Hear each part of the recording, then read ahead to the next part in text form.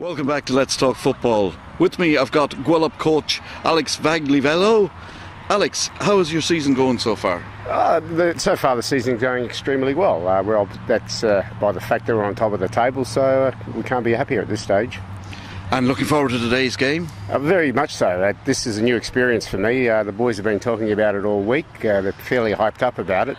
So my task is to go back into the change room and try and talk the game down rather than up, because I think that they're already at the limit where they need to be as far as being motivated for this game.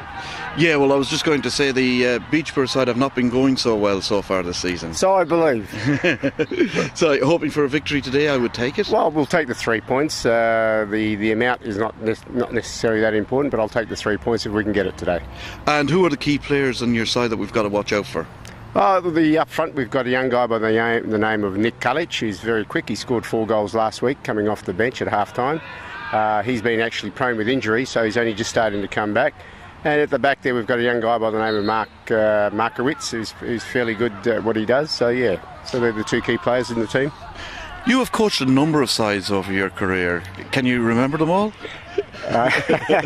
Yes, I can. I've only been coaching in the last 5 years. I started off in the juniors in the Premier League, in the old Junior Champions Premier League. I had Inglewood United and a young team in Bayswater United. But a couple of seasons ago I had Shamrock Rovers, which is an experience in the Amateur Premier League.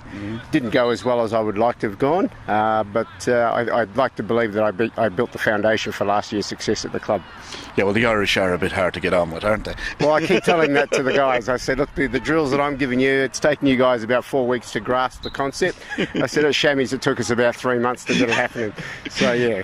Yeah, you will be popular if you ever have to go back there, I take it. I'm always popular back there, even. So, in your junior football career, well, when I say coaching of juniors, did you come across any really good players? Not really, no. Not that I can think of. No, there's none. I mean, the kids that I coached back then, they'd all be 18, 19 now. Yeah, and just coming through. Yeah, just coming through. There's a couple there at Inglewood, I believe, are in the reserves first team squad. One young guy, his name doesn't come to mind, but very good player. Actually, at one stage, they were looking at exporting him to Europe and having trials in Europe, but you're just a little bit imbalanced in the head, so that's why we didn't do what we wanted to do. But other than that, no, because I had the young team I had at Bayswater. The calibre of player wasn't that fantastic, but at least we developed some team spirit there. So in your time in football, how do you see the standard of it now compared to, say, when you started off in the whole gambit over here in WA? Yeah, well, you're obviously talking to a baby boomer, so that means my playing career was in the 70s, the early 70s, mid 70s, the late 70s.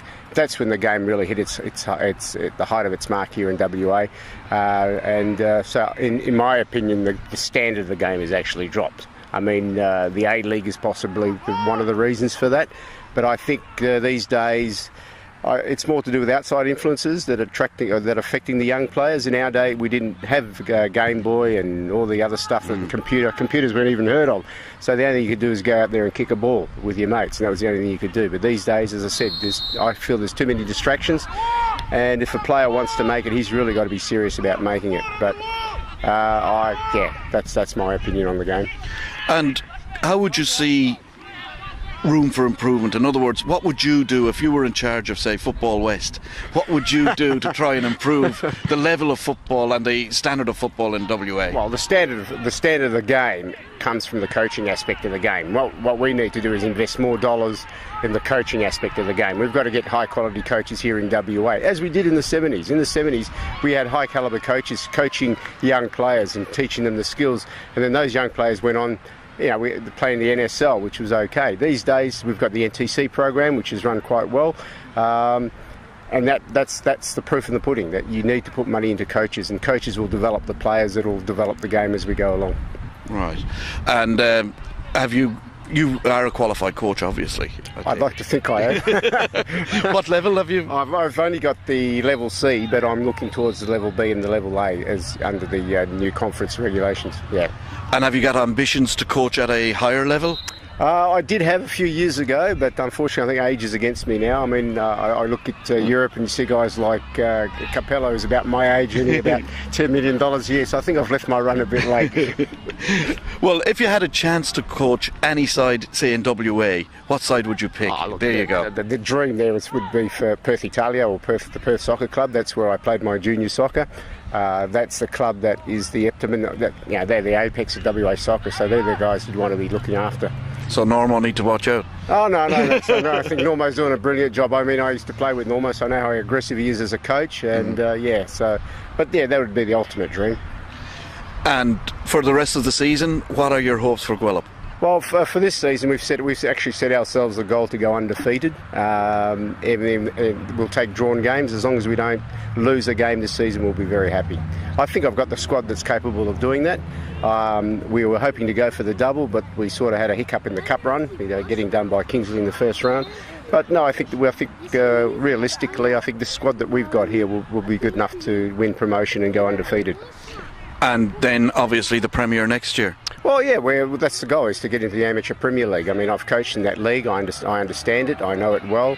And I've said to these guys, look, that's where you want to be playing as an amateur soccer player. Well, that's it from Let's Talk Football. See you next week.